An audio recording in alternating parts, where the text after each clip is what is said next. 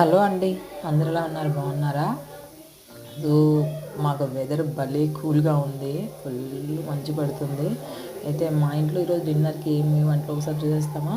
White rice, అలాగే మధ్యాహ్నం మిగిలిన రైసు, దాంతోపాటు వేడిగా రసం పిల్లల కోసం. అయినా మేము కూడా తింటాములేండి, పిల్లల కోసం అనేది ఒక నేమ్ అంటే, కాకపోతే పిల్లలు బాగా ఇష్టంగా తింటారు.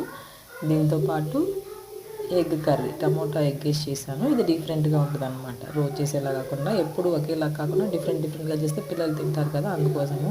సో వాళ్ళు కూడా ఇంట్రెస్టింగ్గా తింటే మనకు కూడా కడుపు నిండినట్టు ఉంటుంది కదండి. మీరు కూడా నాలాగా ఎంతమంది ఆలోచిస్తారు చూడండి. ఎగ్స్ అన్ని చిన్న చిన్న పీసెస్గా కట్ చేసి వేప్ చేశాను. ఒకసారి వడ్డీ చేసుకున్నామా. ఫస్ట్ వైట్ రైస్ వడ్డించుకుంటున్నాను, పిల్లలకు పెడతాను అనమాట ఫస్ట్, అందుకోసమని వడ్డిస్తున్నాను. కొంచెం కొంచెమే పడుతుంది వైట్ రైసు.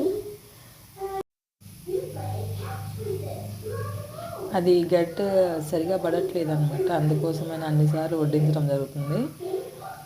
అలాగే వాళ్ళు ఫస్ట్ కర్రీస్తో తింటారు కాబట్టి ఎగ్ కర్రీ వేసి పెట్టేస్తాను అనమాట. ఎన్నిసార్లు వేస్తే అవదాం, పిల్లల కోసం పెట్టేస్తున్నాను ఎగ్ కర్రీ. ముందు వాళ్ళకి తినిపించేసినానంటే వాళ్ళు ఫుల్ ఫ్లెడ్జ్డ్గా తింటే తర్వాత నేను తింటాను, అందుకోసమని ముందు వాళ్ళకి పెట్టాను కర్రీ. సో ఎప్పుడు చేసే కాకుండా మసాలాలు ఏం లేకుండా ఓన్లీ టమాటా ఆనియన్స్తో చేసాను, చాలా పర్ఫెక్ట్గా అవుతుంది, చాలా సూపర్.